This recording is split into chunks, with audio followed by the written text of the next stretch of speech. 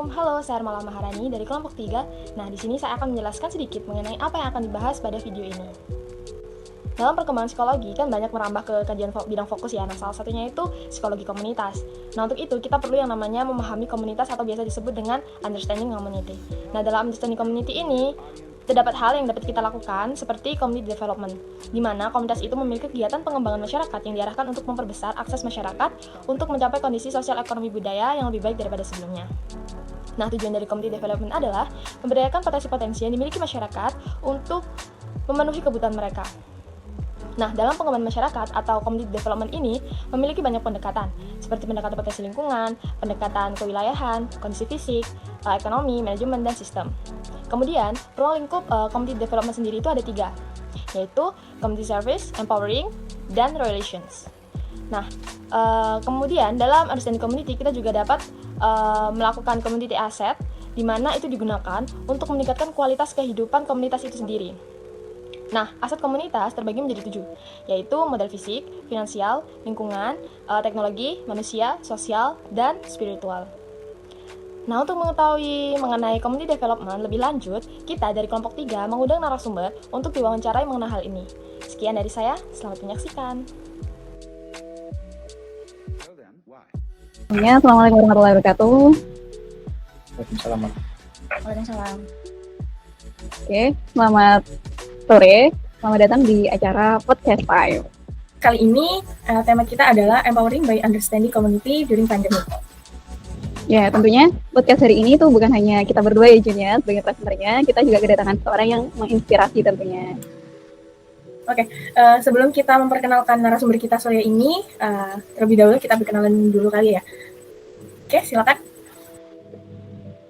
Oke, saya Yusnia, di sini saya sebagai presenter dari Universitas Trunojoyo Madura, Prodi Psikologi. Oke.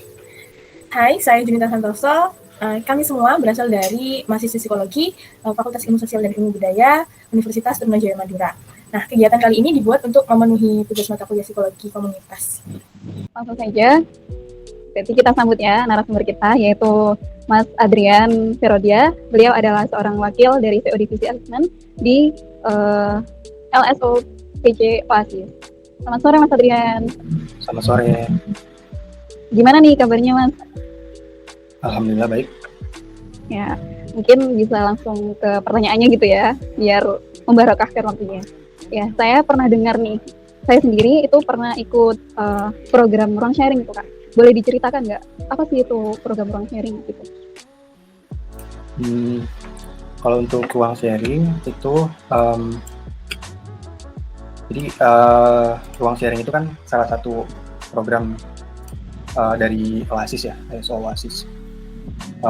Sekaligus saya mungkin sekalian nyeritain Oasisnya ya. Jadi Oasis sendiri itu organisasi berbasis konseling di Fakultas Psikologinya UIN Malang.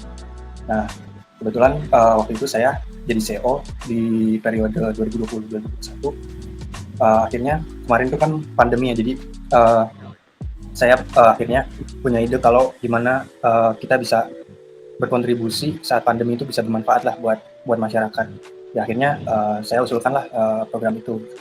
Nah, tujuannya memang untuk program ruang sharingnya ini memberikan konseling secara gratis, karena melatar belakangi isu kesehatan mental dan juga banyaknya kasus bunuh diri gitu. Nah di situ yang melatar belakangi kenapa saya mau mengkampanyekan kegiatan ini di halayak umum gitu.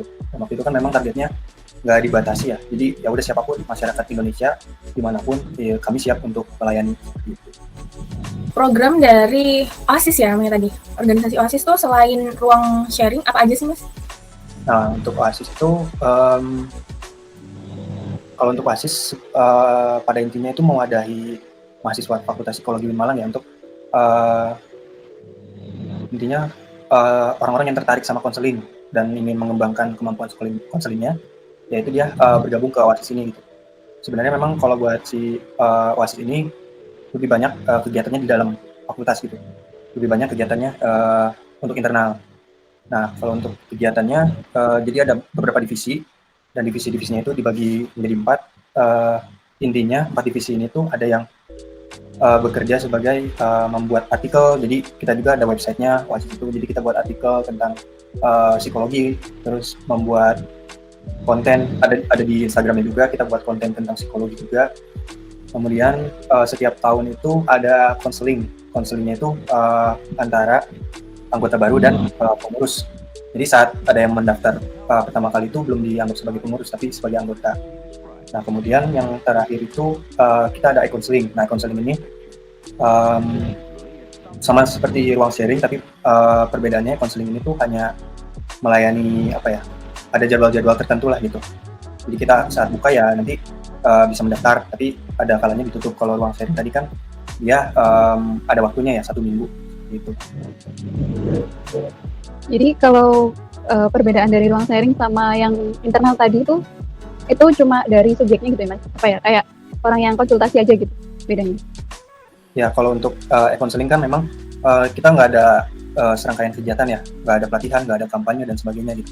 Dan mungkin untuk e-counseling ini untuk orang yang tahu-tahu aja sebenarnya. Jadi mungkin buat kayak mahasiswa psikologi tentu udah tahu OASIS gitu, dan mereka mungkin kalau butuh konseling bisa ke kami terlebih dahulu sebelum ke dosen seperti itu. Tujuan awalnya tuh ruang sharing ini tuh ditujukan untuk siapa gitu Mas? Kalau tujuan utamanya secara umum sih sebenarnya. Tujuan utamanya memang untuk masyarakat Indonesia. Kemudian awal kok bisa awal sampai terlaksananya program ruang sharing ini tuh berawal dari apa? Kemudian kok mengangkat program ini tuh karena apa gitu Mas? Alasannya itu waktu itu alasan utama karena memang pandemi. Yang kedua itu karena merasa ya saya mau bantu banyak orang lah gitu.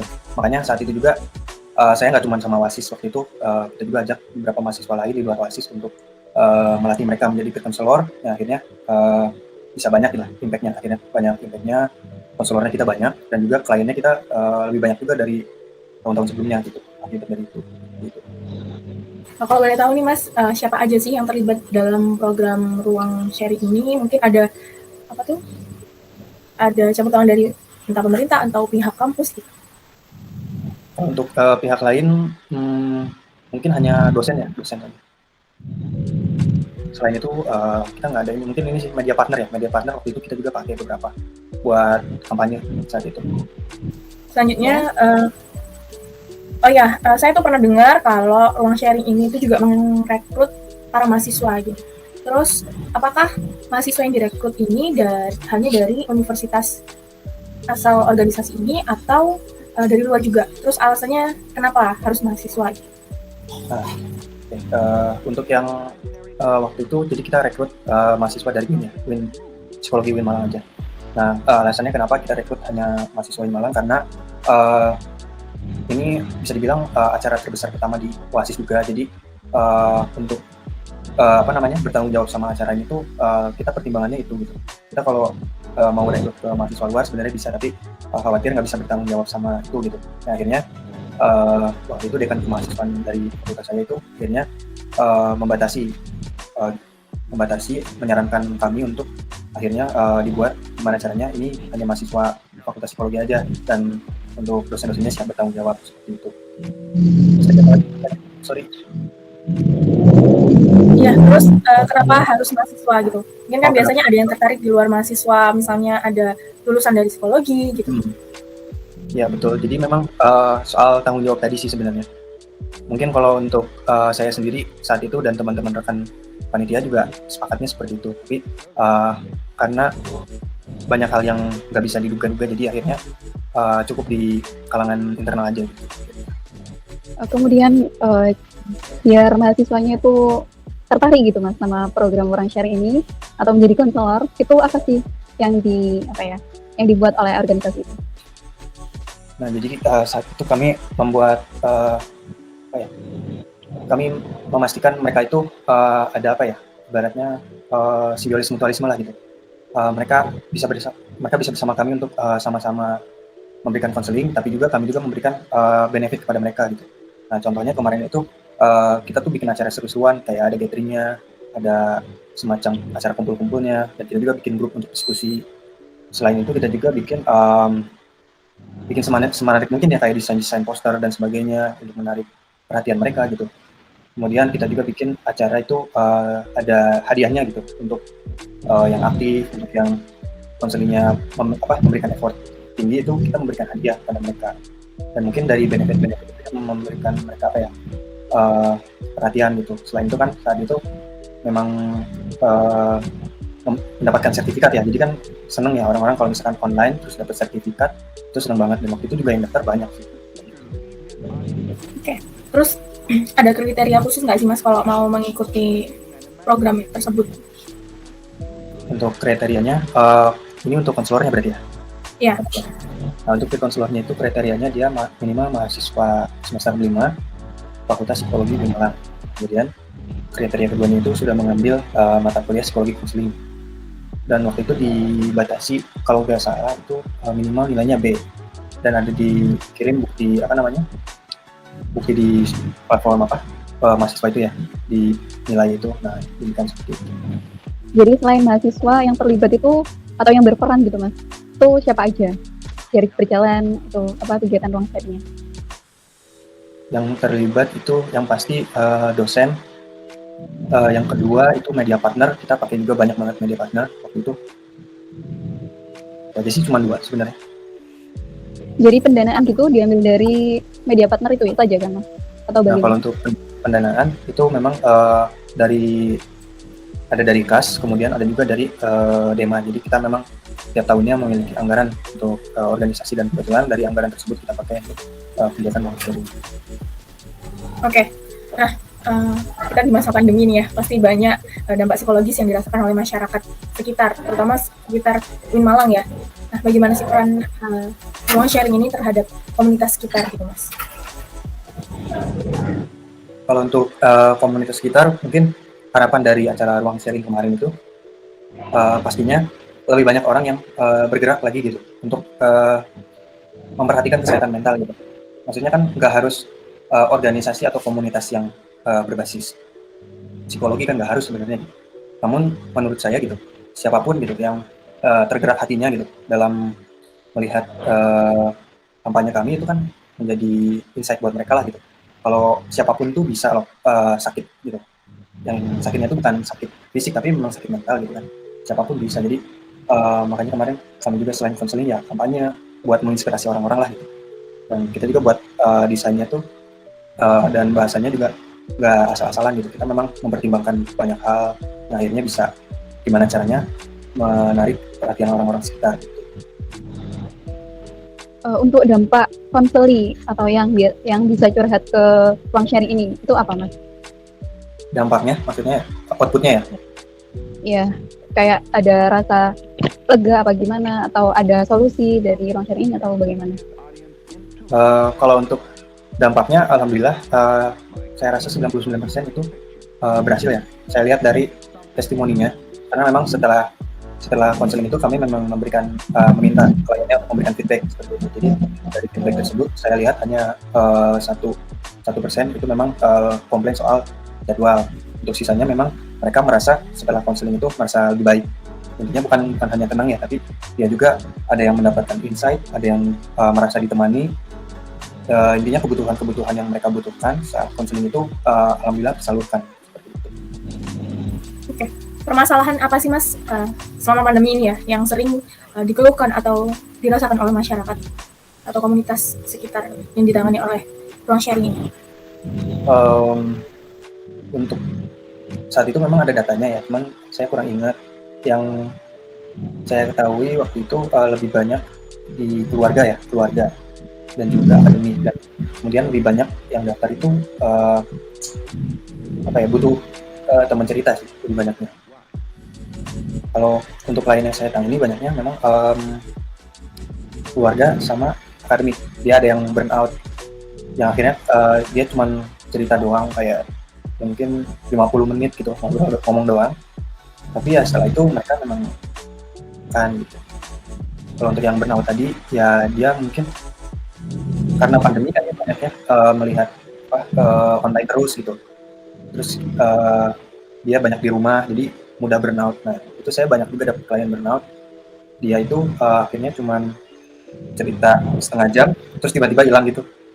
Dan dia bilang, oh saya udah merasa baikan katanya, udah dapat insight. Jadi ya, memang kalau udah burnout itu kan kadang titik fokusnya itu cuma satu gitu. namanya udah stres kan, dia nggak bisa melihat gambaran yang lebih besar. Saya saat itu memang memberikan gambaran yang lebih besar ke klien-klien itu, sehingga dia akhirnya udah merasa lebih baik di situ gitu. Jadi cerita aja itu udah merasa lega gitu ya Mas ya? Ya ternyata memang banyak banget orang yang cuma pengen didengerin gitu ceritanya. Iya Mas, untuk rentang kliennya itu yang kemarin ditangani itu usia berapa sampai berapa gitu? Usianya 14 sampai 24. Seingat saya 14 sampai 24. Untuk anggota dari OASIS ya Mas ya, yang menaungi program ruang sharing ini tuh berapa sih? Kok bisa sampai 99% gitu yang berhasil ditangani dan merasa puas gitu? Oh ya, kalau untuk anggotanya sendiri, OASIS itu biasanya satu kepengurusan ada sekitar 50 orang, 50 sampai 60. Tiap tahun memang berbeda-beda anggotanya, jumlahnya maksudnya. Kemudian untuk kepanitiaannya, nggak seluruhnya dari kepengurusan itu masuk ke ruang sharing. Jadi waktu itu panitianya kurang lebih ada 20 kan. Nah, baru dari konselornya itu kita dari WASIS ada 25, kemudian dari WASISnya itu ada 20, dan untuk volunteernya itu ada 25. Nah, makanya dari 45 ini kita bisa menghandle banyak klien karena kita banyak dari volunteernya sebenarnya daripada dari WASISnya. Secara nggak langsung kan program ruang sharing ini ikut memberdayakan masyarakat sekitar sekaligus mahasiswanya sendiri kan ya Mas. Nah, apa sih Mas hasil yang diharapkan nantinya setelah oleh ruang sharing ini? Harapan hasil yang diharapkan? Kalau untuk hasilnya ya sesuai tujuan kita ya pastinya, sesuai tujuan dari ruang sharing, memberikan impact pada masyarakat. Memang mungkin bukan kendali ruang sharing buat menghandle seluruh masalah dari masyarakat gitu, tapi intinya kita berusaha untuk berkontribusi, memberikan pelayanan buat masyarakat, juga meningkatkan awareness terkait dengan mental health kepada masyarakat. Ya alhamdulillah sih sebenarnya menurut saya itu udah adalah gitu hasilnya, yang mungkin saya nggak tahu ya secara signifikan untuk hasilnya, tapi dari impactnya mungkin besar gitu, karena memang banyak tangan yang menyalurkan bantuan itu. Kalau menurut kami sih signifikan ya, karena kita melihat dari secara orang awam gitu kan ya Mas. Ruang sharing ini bersyukurlah ada ruang sharing ini karena ikut membantu selain layanannya ikut membantu memberdayakan gitu. Jadi orang-orang yang merasa dampak dari pandemi ini bisa sedikit meringankan lah bebannya. Ternyata udah selesai Mas bincang-bincangnya. Mungkin tadi bincang-bincang singkat bagaimana program ruang sharing ini itu dapat diberdayakan atau memberdayakan komunitas, memberdayakan mahasiswa. Ternyata dari ceritanya tadi memberdayakan mahasiswanya, bisa jadi konselor, dapat pengalaman kan guru terbaik gitu ya. Terus juga untuk masyarakat sekitar ternyata sangat terbantu, bahkan 99% tuh merasa puas. Oke. Sebelum kita menutup acara podcastan ini, kita membuka 2 pertanyaan. Barangkali dari teman-teman anggota kami ini, silahkan apabila ada yang ditanyakan, silahkan angkat tangan dan menyampaikan pertanyaan dengan singkat dan jelas. Silahkan Mbak Rere. Oke, jadi gini Mas Ardian, sebelumnya saya mau nanya, programnya Mas Ardian seperti konseling ini berbayar apa gimana sih Mas? Kalau untuk konselingnya sih gratis ya. Nah, terus kalau gratis kayak gitu, biasanya kan setiap komunitas kan harus ada kayak aset finansialnya, terus aset sumber daya manusianya, seperti gitulah. Nah, terus kalau seperti gratis kayak gitu, aset finansialnya didapat dari mana, Mas?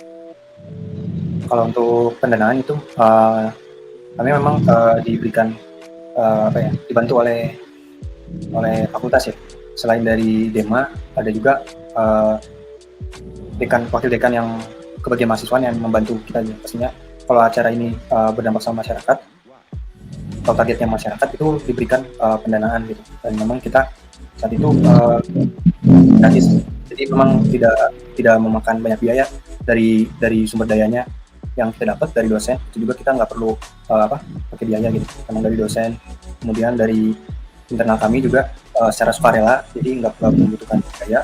Mungkin beberapa pendanaan seperti pemberian door prize dan segala macam di kegiatan acara baru itu menggunakan biaya yang telah diberikan oleh fakultas. Nah, kalau pendanaannya kayak dinaungi sama fakultas atau kampus, tentunya kan harus bertanggung jawab gitu ya Mas ya, harus kembali gitu ya ke masyarakatnya. Nah, kalau lagi pandemi gini, apakah setiap program kerjanya dari OSIS ini berjalan semua Mas, atau kayak gimana? Kalau untuk OASIS, setiap tahun itu alhamdulillah berjalan dan dapat dipertanggungjawabkan juga untuk pendanaannya. Ya seperti itu sih. Oke, mungkin cukup Mas dari saya. Terima kasih. Oke, sama-sama.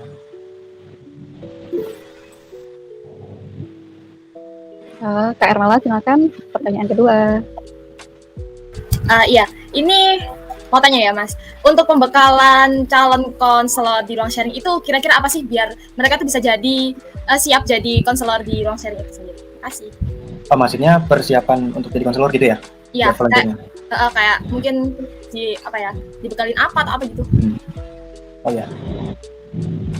Jadi untuk pembekalannya itu kita pertama ada beberapa pertemuan ya. Pertama itu memberikan pelatihan. Nah, pelatihannya sendiri memang dari dosen Fakultas Psikologi Unmalan. Nah, untuk pelatihannya isi dari pelatihannya itu yang paling ditekankan di PFA-nya atau Psychological First Aid. Karena niat kami memang memberikan pertolongan pertama buat siapapun konselornya. Untuk siapapun kliennya. Nah, kemudian pertemuan kedua baru kita ke studi kasus. Nah, studi kasus di sini lebih banyak mendiskusikan permasalahan klien yang sekiranya akan terjadi gitu. Kayak masalah keluarga, masalah tadi itu dibahas terus kita bahas studi kasusnya seperti apa, dianalisis melalui psikologi. Nah, setelah acara selesai baru kita evaluasi dari dari kegiatan konseling kan. Maksud saya saat itu kalau misalkan konseling terus beres terus nggak ada apa-apanya kan ya. Nah, akhirnya kemarin tuh dibikin satu pertemuan lagi. Kita bikin pertemuan itu mengevaluasi pelaksanaan konseling. Nah, mengevaluasi ini jadi kita buka form yang kemarin, form klien itu dibahas, tapi dengan kode etik ya, dan form itu dibahas supaya kita tahu konseling yang udah jalan itu benar atau enggak gitu. Jadi yang konselor juga ngerasa, oh ternyata yang dilakukan itu udah benar walaupun ragu gitu saat melakukan kegiatan konseling. Karena banyak yang merasa seperti itu. Itu sih.